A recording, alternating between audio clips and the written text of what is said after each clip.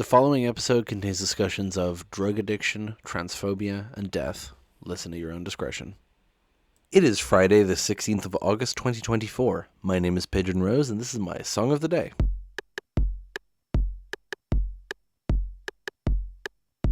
Today we're talking about an English band called Crawlers, who have been around for a few years now, but they only this year released their debut album, which I have not listened to yet. I had actually completely forgotten. I saved it on Spotify when it came out and then completely forgot to listen to it. But I got it soon because I'm listening to this song again and it's great. So they released an EP in 2021, self-titled EP, and the first song on that EP was a song called Come Over, parentheses, again. And that song went viral on TikTok in 2022. A lot of people using it, and that's where I first heard it. I'll talk about the specific usage of it on TikTok when we get to that part in the song in the discussion, but that's where I first heard it. And if you're on TikTok at that time, you'll probably recognize the song when it comes on if you don't already know it, because it was everywhere. And I still see it occasionally, but it was largely everywhere 2 years ago. There's also a really good acoustic version that they recorded, which I also recommend. But yeah, I don't think we need any more preamble. We're just going to get right into it. Let's go listen to the song and then come back in a few minutes and talk about it.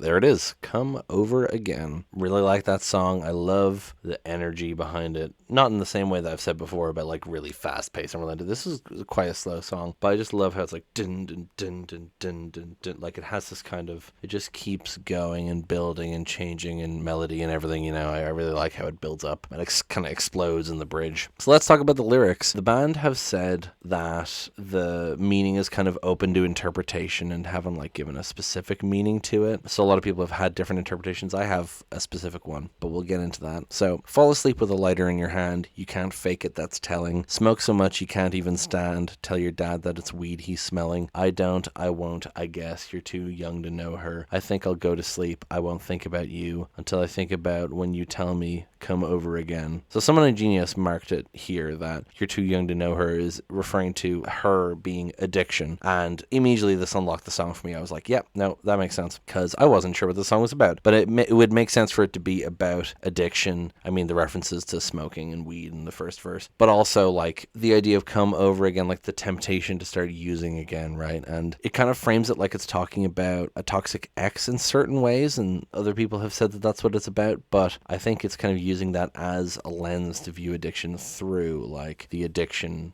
is an abusive ex, you know what I mean? Smoking through the window, see the lights. They're always dimmer when you're stoned. Chained by your expectations, I want you to know. I see how you used to be before you knew me. I'm just so sick, I can't even look at myself. It's a mental hell when you said, come over again. So, see the lights, they're always dimmer when you're stoned. I mean, that's pretty self-explanatory. That's just how being stoned changes your perception. Chained by your expectations, I want you to know. I see how you used to be before you knew me. Makes it sound like the narrator is the personification of the addiction, you know what I mean? And it's saying like, I see how you were before you were addicted, right? I'm just so sick of I can't even look at myself. It's a mental hell. Now, it could be that it's from the perspective of a toxic ex who got the person addicted. That would also make sense because of the, you know, I'm so sick I can't even look at myself. It's a mental hell, you know what I mean?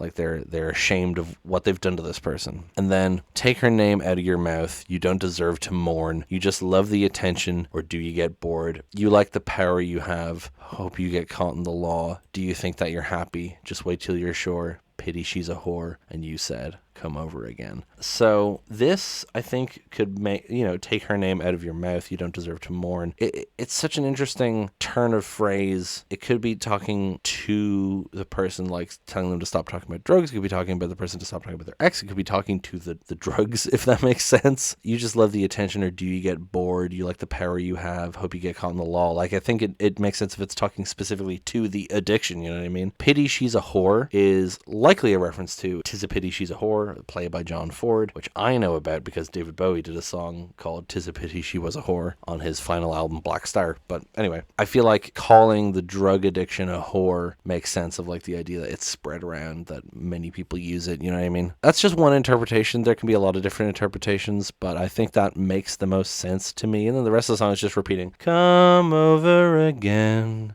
And you said, and then it ends with repeating "come over again" over and over and over and over and over and over and over again. Yeah, I just think it's a well written song. I love that bridge. The "take a name out of your mouth," like it really punches in, you know. But the thing I referenced at the start was that the song went viral on TikTok, and that's because this bridge here was used by a lot of trans people, particularly trans men and non-binary people, talking about parents who would dead name them, right? And act like their child was dead, like they were mourning their child who wasn't dead, they just transitioned, right? And so "take her name out of your mouth, you don't deserve to mourn" became this kind of rallying cry for trans people talking about their parents dead naming them and acting like they were dead when they weren't, and saying like, "take her name out of your mouth, you don't deserve to mourn," like you don't deserve to feel bad about this because there's nothing to feel bad about.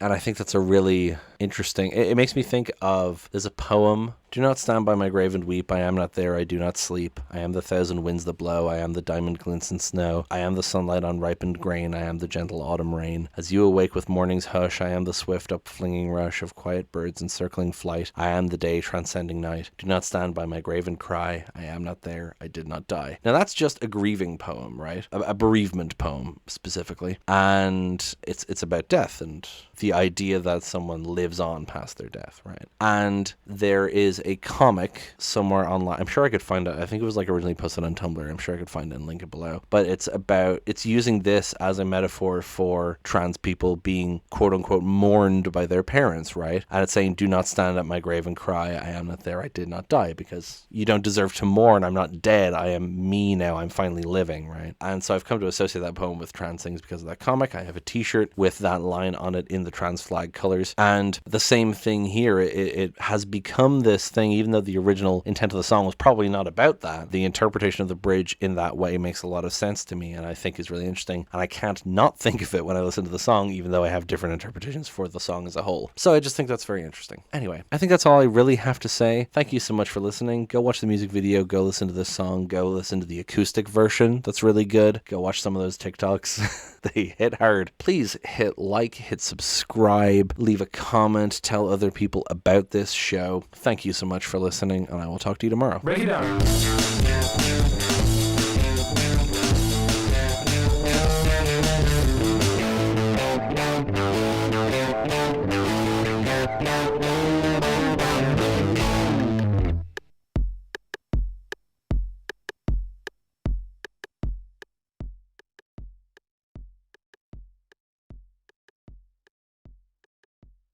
There it is. "Come over again." And you say...